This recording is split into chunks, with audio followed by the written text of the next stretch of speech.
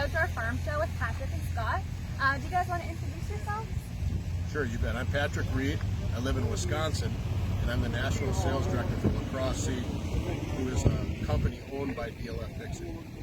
Hey, good afternoon. My name is Scott Wholtman. I am a cover crop lead for Lacrosse Seed. Perfect. So I just have a couple questions here for you guys. So the first one would be, why are more growers using cover crops?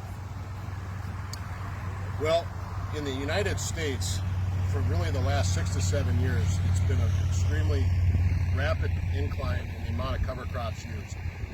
And what growers are seeing from cover crops is improved yields. They're protecting their water and soils.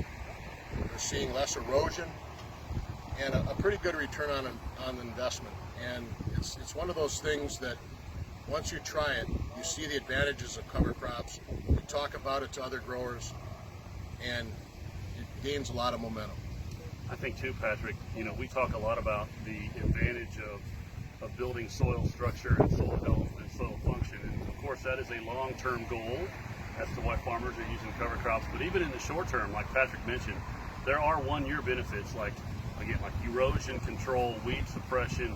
Maybe guys are looking for extra forage, trying to alleviate some compaction. So there's a lot of reasons why today's farmers are using more and more cover crops. Yeah, that's awesome. So my second question is, what do growers need to do today to ensure they have the best chance for success with cover crops? Yeah, I think one of the biggest things, in the world that we're in with the demand on the rise, I think if farmers don't begin to plan not only for this year's crop, but next year's crop, treat the cover crop just like you would a corn or soybean crop. If they don't do that, they're going to be behind the eight ball. So that would be one thing that I would tell any farmer to do to make sure that they have a leg up on success when it comes to cover crops. The other things I would add to that, Scott, would be if you've never used cover crops before, start small, get your feet wet, don't jump in until you know it works on your farm. And always have a plan in place and some goals in place.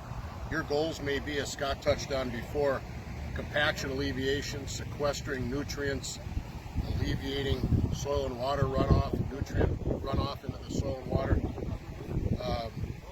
Could be a multitude of things. You need to have goals in mind before you start cover cropping